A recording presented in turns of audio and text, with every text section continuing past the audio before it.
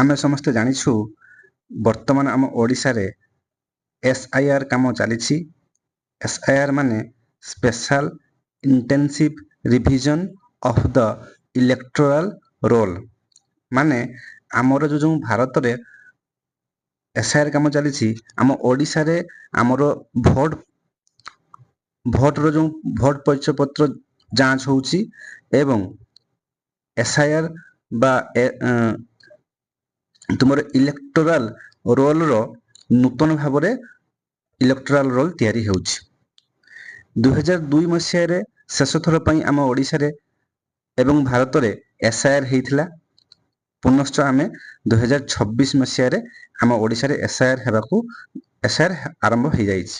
ତେଣୁ SIR ଯେଉଁ ଆରମ୍ଭ ହେଇଛି, ଏଇଥିରେ ତୁମମାନଙ୍କୁ BLO, ତୁମର ଯେଉଁ ବୁଥର ଯେଉଁ BLO ଅଫିସର ଅଛନ୍ତି, ସେ ତୁମମାନଙ୍କୁ 2ଟା ଫର୍ମ ଦେବେ। ସେଇ ଫର୍ମକୁ ଆମେ କ'ଣ କହୁଛୁ? ଏନୁମେରେସନ୍ ଫର୍ମ କହୁଛୁ। ସେଇ ଫର୍ମ ପୂରଣ କରିକି ତୁମେ ତାଙ୍କୁ ରିଟର୍ନ କରିବ, ଫଳରେ ତୁମର SIR କମ୍ପ୍ଲିଟ୍ ହେବ।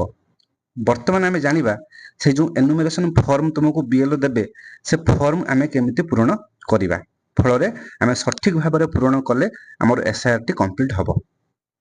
ତାହେଲେ ଆମେ ଫର୍ମ ଯେଉଁ ପୂରଣ କରିବା, ସେଥିରେ ମୁଁ ଯେଉଁ ଏଇଭଳିଆ ଭାବରେ ଯାହା ନାମରେ ଫର୍ମଟି ଥିବ, ତାହାର ଡାଟା ଉପରେ ଯେଉଁ 3ଟି ବକ୍ସରେ ଥିବ, ଏଠି ଗୋଟେ ବାରକୋଡ୍ ଥିବ, ଏଇ ଯେଉଁ ବାରକୋଡ୍ଟା, ତାପରେ ଏମିତି 3ଟି ବକ୍ସରେ ଅଛି ଡାଟାଟି। ତାହେଲେ ଏବଂ ଏଇଠି ଏଇ ରାଇଟ୍ ସାଇଡ୍ରେ ଏଇଠି ତୁମର ଫଟୋ ଥିବ, ତୁମର ଭୋଟ ପରିଚୟ ପତ୍ରରେ ଯେଉଁ ଫଟୋ ଥିବ ଏବଂ ଆଉ ଗୋଟେ ଫଟୋ ମାରିବା ପାଇଁ ତୁମକୁ ଦେଇଥିବ। ତୁମର ରିସେଣ୍ଟ ଫଟୋ ତୁମେ ସେଇ ଯେଉଁ ଫଟୋ ପାଖରେ ଆଉ ଗୋଟେ ଜାଗା ଅଛି, ସେଇ ଫଟୋ ଜାଗାରେ ମାରିବ। 2ଟା ଫର୍ମ ଦେଇଥିବ, ମୁଁ ତୁମକୁ ଗୋଟେ ଫର୍ମ ପୂରଣ ଶିଖାଇ ଦେଉଛି। ଆର ଫର୍ମଟି ଏହାର ଜଷ୍ଟ ଏଇଭଳି ଫର୍ମ ପୂରଣ କରିବ ଏବଂ ଗୋଟେ ଫର୍ମ ତୁମେ ରଖିବ, BLO ସିଗ୍ନେଚର କଲା ପରେ ସେ ଫର୍ମଟି ତୁମେ ରଖିବ, ଆଉ ଗୋଟେ ଫର୍ମକୁ BLO ନେଇଯିବେ। ଓକେ, ତାହେଲେ ଆମେ ଦେଖିବା ଏଠି ଆମେ ଯେତେବେଳେ ଫର୍ମ ଫିଲ୍ଅପ୍ ଟି କରିବା, ସେତେବେଳେ କ'ଣ ହେବ ନା, ଫର୍ମ ଫିଲ୍ଅପ୍ କଲାବେଳେ ଆମେ ଲକ୍ଷ୍ୟ କରିବା, ଏଠି ଦେଖ, ଏଠି ଲେଫ୍ଟ ସାଇଡ୍ର ପ୍ରଥମେ ଗୋଟେ ବକ୍ସ ଅଛି, ସେଥିରେ ଲେଖା ହେଇଛି କ'ଣ ନା ପୂର୍ବ ସ୍ୱତନ୍ତ୍ର ସଘନ ସଂଶୋଧନ ବା SIR ର ଭୋଟର ତାଲିକାରେ ନିର୍ବାଚକଙ୍କ ବିବରଣୀ। ଅର୍ଥ, ଯଦି ନିର୍ବାଚକ ଜଣକ 2002 ମସିହା ବେଳକୁ ତାଙ୍କର 18 ବର୍ଷ ହେଇଯାଇଥିବ ବା 18 ବର୍ଷରୁ ଅଧିକ ବୟସ ହେଇଯାଇଥିବ, ତାହେଲେ ସେତେବେଳେ 2002 ମସିହାରେ ତାଙ୍କର ଭୋଟ ପରିଚୟ ପତ୍ର ହେଇଯାଇଥିବ ଏବଂ ତାଙ୍କର ଯେଉଁ 2002 ମସିହାରେ ଯେଉଁ ତୁମର SIR ହେଇଥିଲା, ସେଥିରେ ନାମ ଥିବ। ଯଦି ସେଇଭଳିଆ ବ୍ୟକ୍ତି ତୁମ ଘରେ ନିଶ୍ଚିତ ଭାବରେ ଥିବେ, ତେଣୁ ତାଙ୍କର ଫର୍ମ ପୂରଣ କରିବା ବେଳେ ତୁମେ କ'ଣ କରିବ ନା, ଯେଉଁ ଫାଷ୍ଟ ବକ୍ସରେ ଯେଉଁ ଅଛି, ଏଇ ଯେଉଁ କଲମଟି, ଏଇଥିରେ ତାଙ୍କର ପୂରଣ କରିବ। ତାଙ୍କର ପୂରଣ କେମିତି କରିବ ନା, ସେଥିରେ ଅଛି ନିର୍ବାଚକଙ୍କ ନାମ, ସପୋଜ ତାଙ୍କ ନାମଟା ଦେବ, ତାପରେ ତାଙ୍କର ଏପିକ୍ ନମ୍ବର ଯଦି ଉପଲବ୍ଧ, ତାଙ୍କର ଭୋଟ ପରିଚୟ ପତ୍ର ଥିବ, ତାଙ୍କର ଭୋଟ ପରିଚୟ ପତ୍ର ନମ୍ବର ଏଥିରେ ଦେବ। ତାପରେ ତାଙ୍କର ସମ୍ପର୍କୀୟଙ୍କ ନାମ, ତାଙ୍କର ସମ୍ପର୍କୀୟଙ୍କ ନାମ ମାନେ ତାଙ୍କର ବାପାଙ୍କ ନାମ ହେଇପାରେ, ମାଙ୍କ ନାମ ହେଇପାରେ, ତାଙ୍କ ସମ୍ପର୍କୀୟଙ୍କ ନାମ ଲେଖିବ ଏବଂ ସେ ସମ୍ପର୍କୀୟଙ୍କ ନାମ ଲେଖିଲା ପରେ ତାଙ୍କ ସହିତ ତାଙ୍କ ସମ୍ପର୍କ, ଯଦି ତାଙ୍କର ସେ ବାପା ହେଇଥିବେ ବା ସମ୍ପର୍କରେ ବାପା ଲେଖିବ। ଓକେ,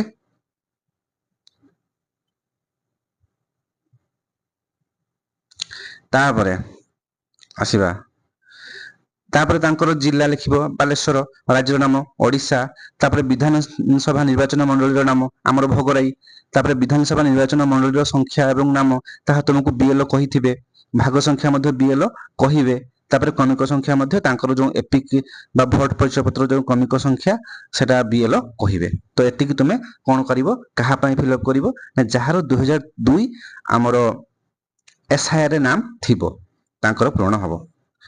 ତାପରେ ଆସିବା, ଯଦି ଜଣେ ବ୍ୟକ୍ତି ତୁମ ଘରେ ଅଛନ୍ତି, ତାଙ୍କର ଫର୍ମ ଦିଆଯାଇଛି ଏବଂ ତାଙ୍କର 2002 ମସିହା ବେଳକୁ ତାଙ୍କର 18 ବର୍ଷ ହଉ ନଥିଲା, ଫଳରେ ତାଙ୍କର 2002 ମସିହାର ଯେଉଁ SIR ହେଇଥିବ, ସେଥିରେ ତାଙ୍କ ନାମ ନଥିବ।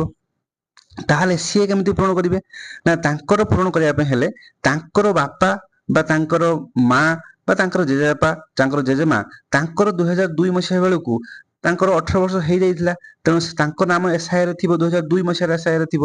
ତେଣୁ ସେଇ ଯେଉଁ ସମ୍ପର୍କୀୟ ଯାହାଙ୍କର ନାମ 2002 ମସିହାର ଏସ୍ଆଇରେ ଥିବ, ସେଇ ତାଙ୍କର ନାମ ଏଠି ଲେଖିବେ। ସିଏ ତାଙ୍କର ନାମ ଏଠି ଲେଖାଯିବ।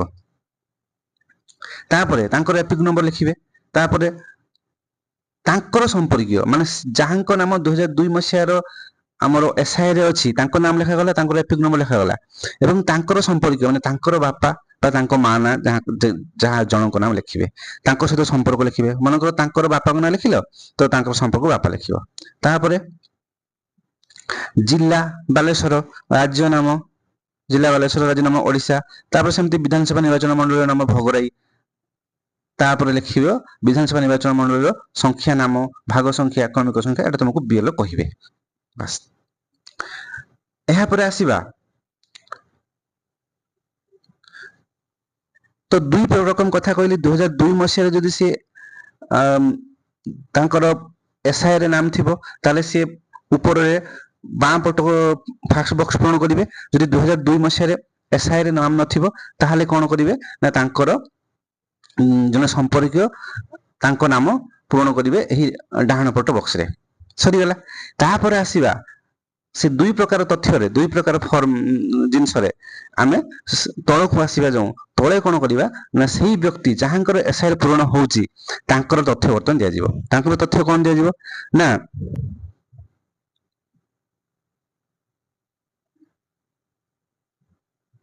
ଏଇଠି ତାଙ୍କୁ ତଥ୍ୟ ଦିଆଯିବ।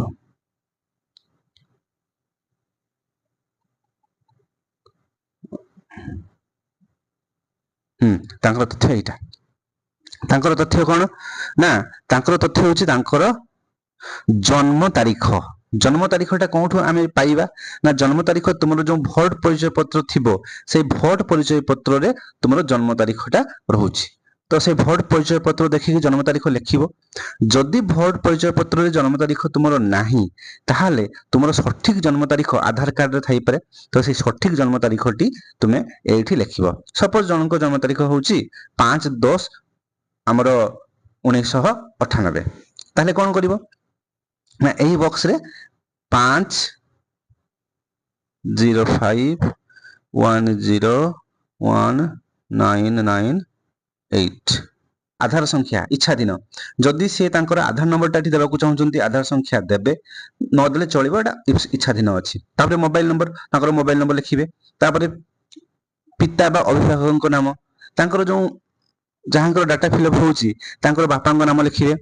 ବାପାଙ୍କର ବାପାଙ୍କର ଏପିକ୍ ନମ୍ବର ଏଠି ଲେଖିବେ। ତାପରେ ସେ ଯାହାଙ୍କର ଫର୍ମ ଫିଲ୍ଅପ୍ ହେଉଛି ତାଙ୍କର ମାଙ୍କ ନାମ ଲେଖିବେ, ତାଙ୍କ ମାଙ୍କର ଏପିକ୍ ନମ୍ବର ଲେଖିବେ। ତାପରେ ଯଦି ସେ ସ୍ତ୍ରୀ ଲୋକ ହେଇଥିବେ, ତାହେଲେ ତାଙ୍କର ପତିଙ୍କ ନାମ ବା ସ୍ୱାମୀଙ୍କ ନାମ ଲେଖିବେ।